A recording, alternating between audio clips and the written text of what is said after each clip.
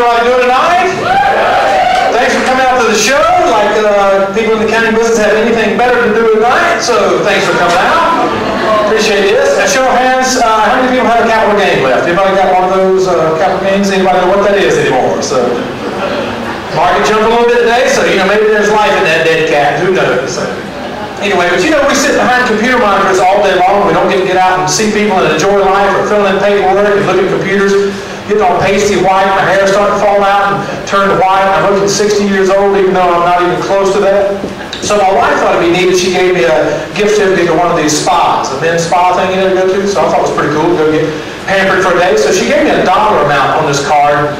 When I got in there, I didn't know what to get, so I was asking the lady, what the men mostly get. She said, well, men usually come in here for facials and for men's pedicures. And I'm thinking, okay, do I have to get polish or anything? He said, no, unless you choose to, you can have polish, but you don't have to. So I go in there to get all these little things going on, and I have to soak my feet in one of these little bacteria fraps. Have you been in it? Well, ladies, have you had one of these things? And so you soak it in there, and then the lady asks you to put your bare foot up in her lap, and you put your foot up in your lap there, and she pulls out what I can only describe as like a cheese grater, and she goes to rub it on the bottom of your foot. Things are flying everywhere. You smell smoke, all kinds of things. I look down in her lap, and it looks like she's got like a pile of Parmesan cheese in there at this point. Clipping my nails and filing them down and everything, and then she puts that foot back in there and goes to the other one and goes to town. There's more Parmesan cheese, more nails flying everywhere. And when I finished, she said, you're all done. And I looked at my feet and I thought, well, my feet don't look like hooves anymore. That's not bad. And she said, okay, well, if you want to wait out of there, they'll come get you for your other services. So I thought, cool. Then I got down there. I didn't realize until that point that the dead skin on the bottom of your feet is really padding and insulation from the floor. So I'm at that point walking like I'm walking on broken glass all the way back over the other area there. And I sit there, wrapped in a robe, I got these little fuzzy slippers on, so I'm feeling pretty special at this point. And they bring me in for my facial. And the facial man is where they do all these kind of cleaning and scrubbing and stuff on your face and clean your pores out and vacuum all the blackheads and all kinds of stuff. And I'm laying on the table, she's got all this Yanni music, piped up on the thing. So it's pretty interesting. Later, I'm about to doze off sleep, and she's doing all kinds of, rubbing and scruffing and doing all kinds of things to my face. And she just says, matter of factly, she said, tell me about your eyebrow grooming regimen.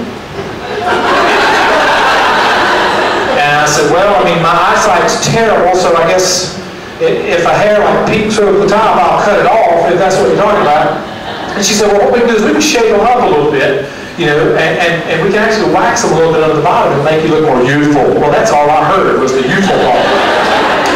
I said, okay, as long as you don't give me like the McDonald's arches, like I'm always surprised and everything, I'm fine for that. Anybody got those here by the way tonight? So I'm laying there, and ladies, I know that you go through some wonderful waxing procedures for yourself and for men in some delicate areas, and I thought, eyebrows, no big deal, I can handle that, I can be fine with that. So she starts to trim them, start trimming them a little bit. She shows me the mirror, okay, looking good. She said, well, what we can do is we can just wax just a little bit of the bottom here, and it'll get some of the stray hairs away, and it'll make you look more alive and more youthful. And I heard that again, so okay, I'm all for that. So she rubs a little of this hot wax on there, and it's awfully soothing and everything. I thought that's nice. She's rubbing that in and everything, and then she puts this little cloth on there. She rubs the cloth against there, and oh my God. Now folks, I took 3 different anatomy classes in college, but that was the first time that I ever realized that my eyebrows were directly connected to my testicles at the time. That freaked me out a little bit.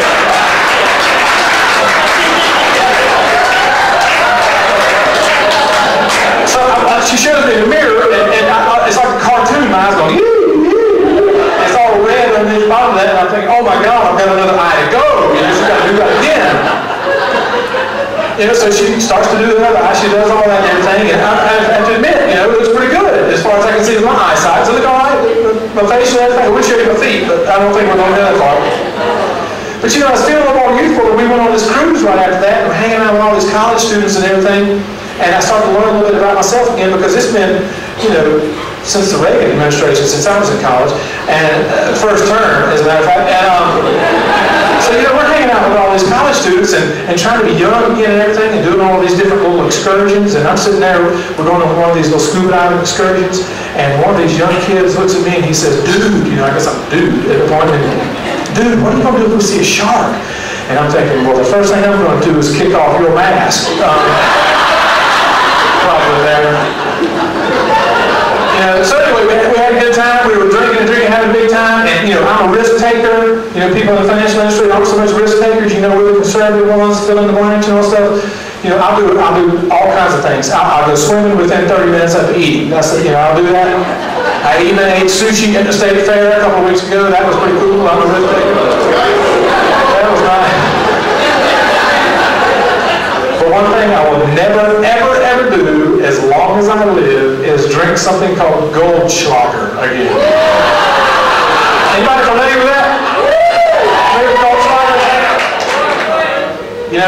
I don't know what's in this stuff, but I remember the next morning as I was waking up in the same clothes that I had on the night before, and I'm looking at the splatter marks on my pants and thinking, well, obviously I vomited in a kneeling position. That's the only thing I can think of. And so I stagger over to the trash can and say, I've got to see what this stuff is we were drinking. And I pulled the bottle out of the trash, and I'm looking at the bottom of Goldschlager, what is that?